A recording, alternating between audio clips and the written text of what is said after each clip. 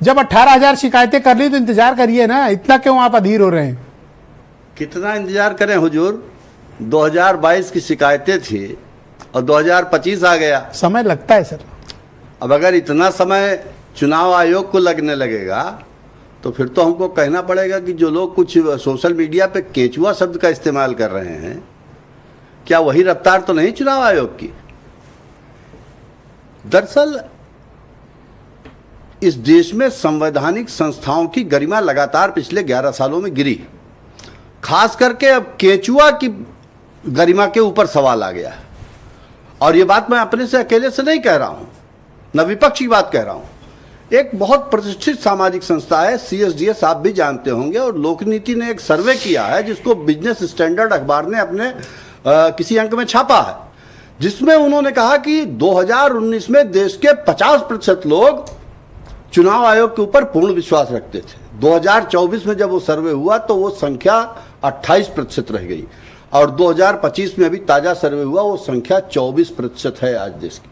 पर उन्होंने tweet delete करके माफी मांगी। नहीं, वो किया था, महाराष्ट्र के ट्वीट डिलीट किया था। ये जो मैं बात कह रहा हूं। अच्छा, देश में सिर्फ 24% लोगों को चुनाव आयोग पर विश्वास है। अब दूसरी चीज मैं उठाता हूं, कुल मूल मुद्दा इस समय सड़क से ये सारा बवाल खड़ा हुआ। मैंने सुना 65 लाख के आसपास मतदाताओं को उसमें से डिलीट किया जा रहा है। कर दिया गया है। जो जानकारी है वो 7.5 करोड़ के आसपास मतदाता हैं बिहार में।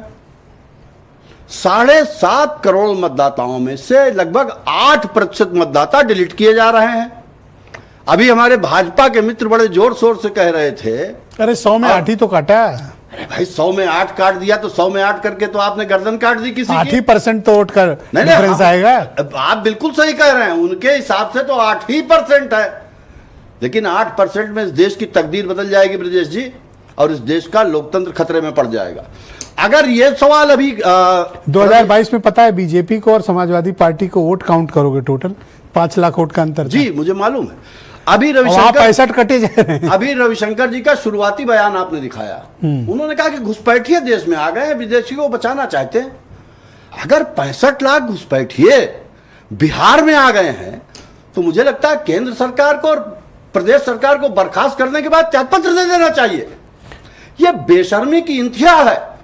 और कल केंद्रीय अच्छा, इस बार खास बात क्या है, हिंदू घुसपैठिया ज्यादा आ गया है।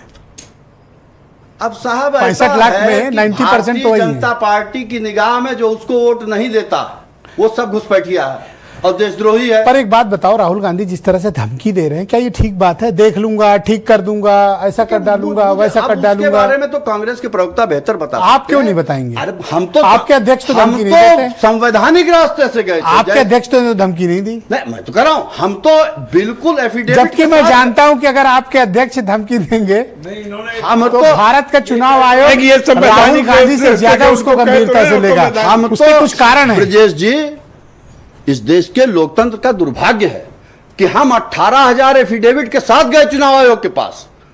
सर मैं यही बात कह रहा हूं, मेरी बात सुन ले आप।